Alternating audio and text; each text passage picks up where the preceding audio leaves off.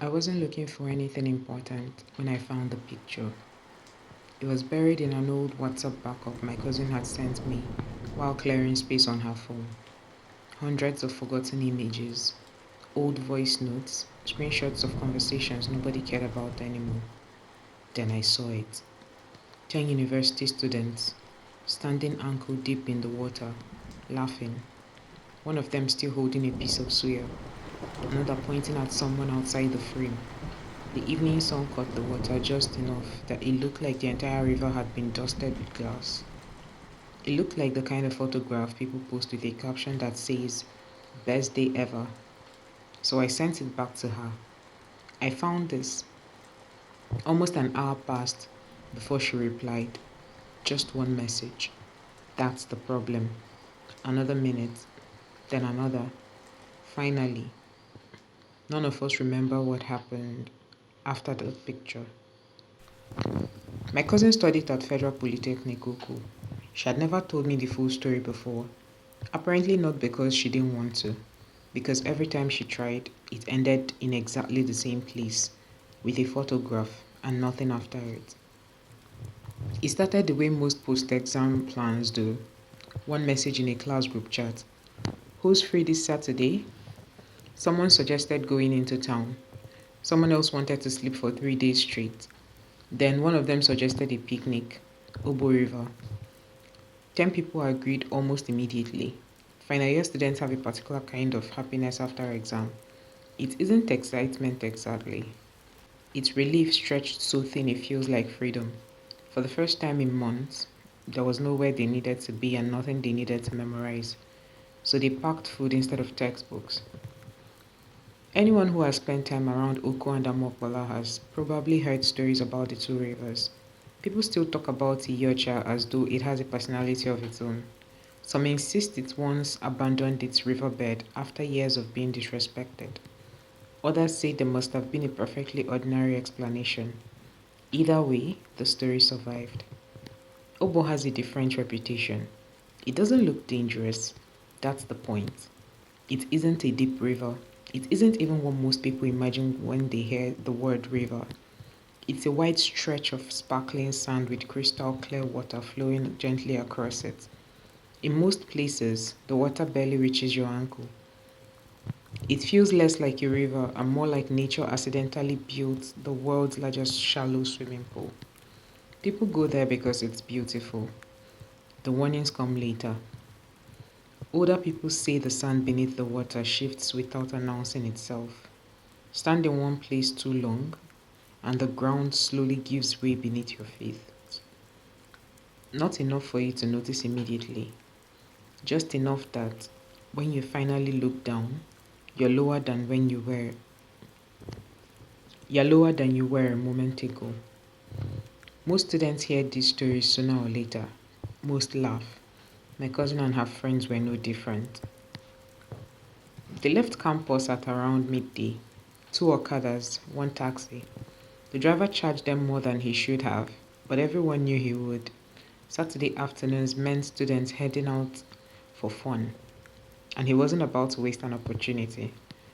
They passed the yacht first. A few men sat quietly with fishing lines in the water, barely glancing at the noisy taxi as it rattled past. Then the road opened onto Obo. My cousin said it looked exactly the way she'd remembered from childhood, almost unreal. White gold sand stretching in every direction. Water so clear you could count individual grains beneath your feet. The kind of place that makes you instinctively reach for your phone before you've even stepped out of the car. They spread out close to the bank. Someone had brought fried rice. Three different people had each brought jollof rice because each one insisted theirs was the best. The argument started before anyone had even opened the containers. There was suya wrapped in newspaper that had become slightly soggy from the cooler ice. Zobo inside an old Coke bottle. Someone's older brother had sent enough more drinks to feed an entire football team, and the boys immediately began pretending they weren't going to share any of it. The speaker played whatever happened to be on someone's phone. Old Flavor, Wizkid, a Burna Boy song that never made it to the chorus because two people started arguing about which dance move matched the beat. My cousin laughed so hard at one point that Zobo came out of her nose. Three people filmed it immediately. She spent the next 20 minutes threatening to delete their phones. Nobody believed her. The afternoon disappeared the way good afternoons do. Bare feet, wet sand, phones passed from hand to hand for selfies. TikToks recorded 3 or 4 times because nobody could agree whose version looked best. Someone nearly dropped the phone into the water. Everyone screamed. The phone survived. Its owner acted like he'd rescued a drowning child. Even now, years later, my cousin remembers laughing every time she thinks about it. At one point, someone mentioned the old stories, the warning about standing still. Instantly, it became a joke. People exaggerated little shuffle dances. Someone pretended to sing dramatically into the sand. Another person shouted, "I'm gone. Tell my mother I loved her." Everyone laughed. Within minutes, the conversation had moved on to something else. Nobody took it seriously. The lights began changing. That strange orange-gray color that tells you evening is arriving, whether you're ready or not. Someone checked the time. Someone else complained about the journey back. Then a voice said what would later become the final sentence any of them could actually remember hearing. "Let's take one last group picture before it gets dark." Everyone gathered near the water. The taller ones automatically drifted toward the back. One person crouched in front. Someone refused to throw away the half-eaten suya they were still holding. An arm landed over somebody else's shoulder. People laughed because someone blinked before the picture had been taken. For perhaps the only time all afternoon, everyone stood still. Someone raised the phone, counted. 1, 2, flash. Years later, not one of them could remember hearing the shutter. That was it. No scream, no strange figure, no shadow crossing the water, no sudden silence, nothing. The final memory shared by 10 different people is astonishingly ordinary. 10 friends, smiling beside a river, waiting for a camera to capture the moment. My cousin's next memory begins in her hostel room. She was still wearing the same clothes she'd worn to the picnic. There was still fine sand cut in the seams of her trousers. Her phone sat on the charger, plugged in properly, not balanced loosely on the cable the way someone does when they are exhausted, but connected carefully. Her sandals were beside the bed, perfectly aligned, exactly the way she always leaves them when she's fully awake. For the first minute or so, nothing felt unusual. She assumed they'd come back from the river, she'd showered, charged her phone, gone to bed, and simply slept harder than expected. It had been a long day. That made sense. Then she reached for her phone. The screen lit up. 11:48 a.m. She frowned. Not even 11 that night, not nearly the next morning, nearly noon. The following day, almost 20 hours after someone had counted 1, 2, and the camera flash had frozen 10 smiling faces beside the river. She sat there for a long time, trying to make the numbers fit the way her body felt. They didn't. Finally, she opened the class group chat. She typed the only question that made any sense. "How did we get home yesterday?" The first reply arrived almost immediately. "I was just about to ask the same thing." Then another, "I don't remember leaving." Another, "I thought I was the only one." Within 10 minutes, every single person who had gone to Ogbo River had replied. All 10. Every message said the same thing in different words. The last thing any of them remembered was standing together for one final photograph. At first, they assumed someone else would remember. That's how memory works, isn't it? If you forget where you parked the car, your friend remembers. If you can't remember the name of a lecturer, someone else fills it in. Surely 10 people couldn't all forget the exact same thing. So they started comparing notes. Properly this time, not through panicked one-line messages, but by sitting together and trying to review the missing hours. Nobody remembered packing up the food. Nobody remembered unplugging the speaker. Nobody remembered folding the picnic mat. Nobody remembered walking away from the river. Nobody remembered getting into a taxi or an Okada or even deciding how they were getting back. Nobody remembered the journey to campus or passing the school gate. Nobody remembered climbing the hostel stairs, unlocking their doors, and yet every single one of them had somehow made it home to the correct hostel to the correct room with the correct roommates. Nothing had been stolen. Nobody's wallet was missing. Nobody's phone had disappeared. No one had any unexplained bruises, no cuts, no headaches, no signs that anything violent or even unusual had happened. That should have made them feel better. Instead, it made everything worse. Because if nothing bad had happened, where had those hours gone? One of them finally suggested checking their phones, not their messages, their camera rolls. Maybe there was something there they had forgotten, something that would stitch the missing time back together. Instead, the photos made the mystery deeper. There were pictures time-stamped hours after the group photograph. A selfie outside a small roadside restaurant. Someone eventually recognized it as a suya spot near the market, a place about 15 minutes from Ogbo. There was a 9-second video inside a commercial bus.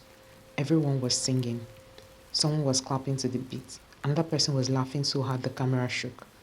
Then there was a blurry photograph of the Polytechnic gate, taken while someone was clearly walking. Nothing looked wrong. Nothing looked frightening. No strange face in the background. No shadow standing between the trees. No unexplained figure reflected in the water. Just 10 students, enjoying what looked like the perfect end to a Saturday picnic. They had apparently lived through all of it. They simply weren't there for any of it.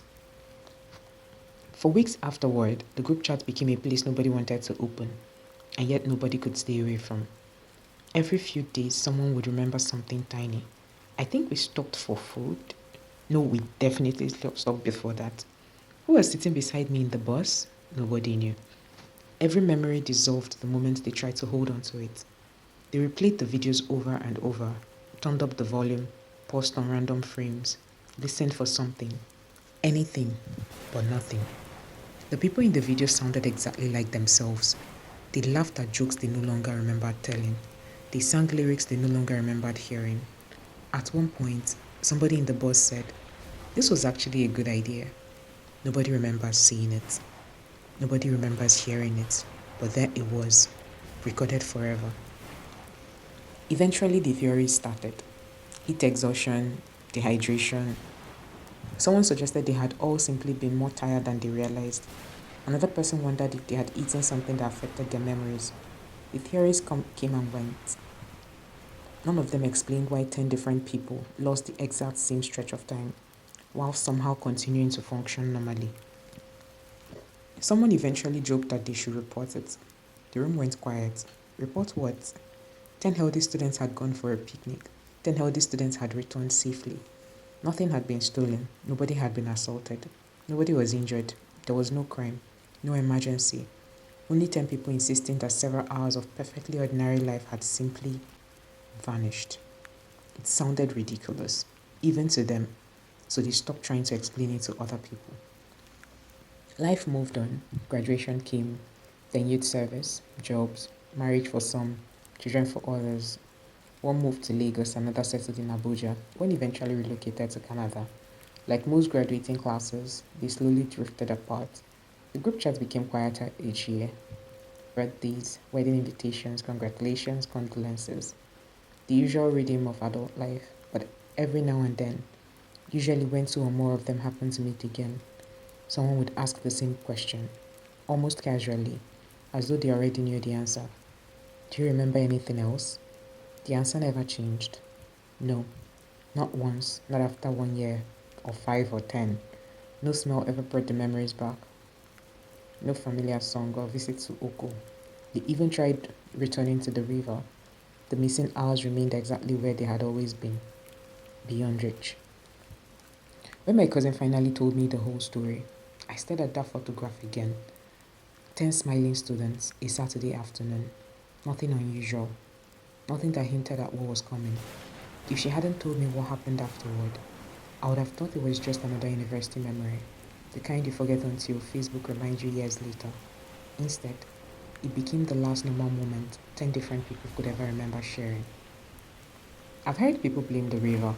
Others insist there has to be a scientific explanation we simply haven't thought of yet. Maybe one day someone will find one. Maybe they won't. Honestly, I don't know. What I do know is that 10 students went to Ogbo River for a picnic.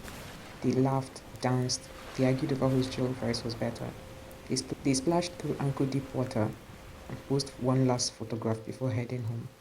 And then, they lived several more hours of their lives without remembering a single second of them. So now I'll ask you the same question I've been asking myself ever since I saw that picture. What do you think happened? And if it happened to you, how would you ever know? Believe whatever helps you sleep.